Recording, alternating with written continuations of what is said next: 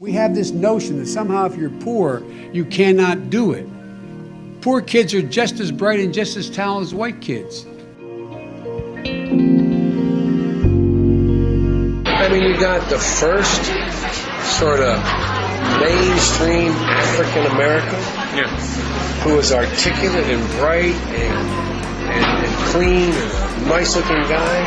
I mean, that's a storybook, man. Unlike the African American community, with notable exceptions, the Latino community is an incredibly diverse community with incredibly different attitudes about different things. You cannot go to a 7-Eleven or a Dunkin' Donuts unless you have a slight Indian accent. I'm not joking. It's a long way until November. We got more questions. You got more questions, but I tell you, if you have a problem figuring out whether you're for me or Trump, then you ain't black. It's an indicator of taking black people for granted. It's a way of saying, we got y'all. It's a way of saying, I can be overconfident because I know that you guys always vote Democrat. I can predict how you guys are gonna vote. And I know that you guys have already bought into the narrative that Trump is racist, right? So as long as I'm not Trump, I can do whatever I wanna do. I can say whatever what I wanna say, and I don't have to worry about you and any of your concerns and being intelligent enough to speak to your concerns intelligently. Now, you don't know my state. My state was a slave state. My state is a border state. He's going to let the big banks once again write their own rules. Unchain Wall Street.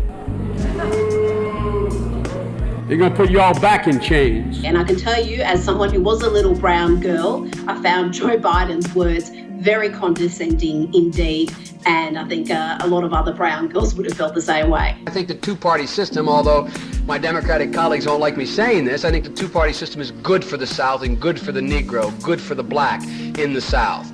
Other than the fact that they still call me boy, I think they've changed their mind about it. Biden sought and received support from Mississippi Senator James Eastland, the Democratic chairman of the Judiciary Committee and a leading symbol of Southern resistance to desegregation. He frequently spoke of blacks as, quote, an inferior race. You said surprising. Surprising in what way?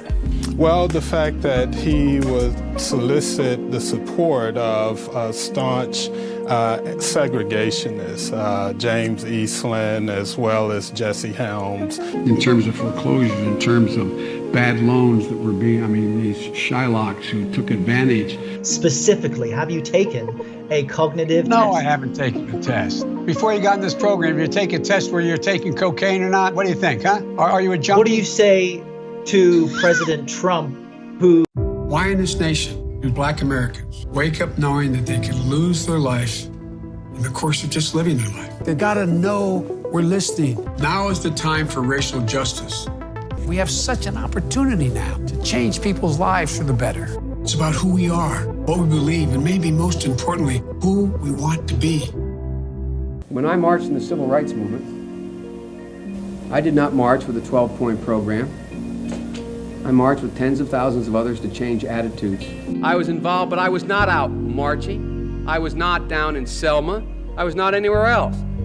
I was, in fact, very concerned about the Civil Rights Movement. I was not an activist. I worked at an all-black swimming pool in the east side of Wilmington, Delaware. I was involved. I was involved in what they were thinking, what they were feeling. I was in law school. I wore sport coats. I was not part of that. I'm serious. I'm not big on flak jackets and tie-dye shirts and, that's not me. More than once, advisors had gently reminded Mr. Biden of the problem with this formulation.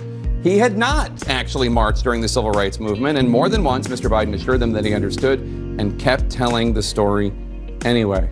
That is really, really weird. Now, his aides went back to say, look, he was in office marching for the idea of civil rights, but was not actually marching in the streets. But that would not fly as much. That he was supporting civil rights. But I'm saying that in today's that's not the word marching on Twitter, okay.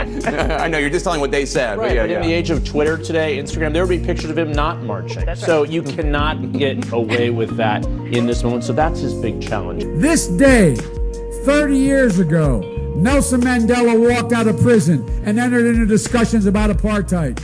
I had the great honor of meeting him. I had the great honor of being arrested with our UN ambassador on the streets of Soweto trying to get to see him on Robbins Island. I do want to ask you about one thing that you've said repeatedly on the trail. I think it's 3 times now.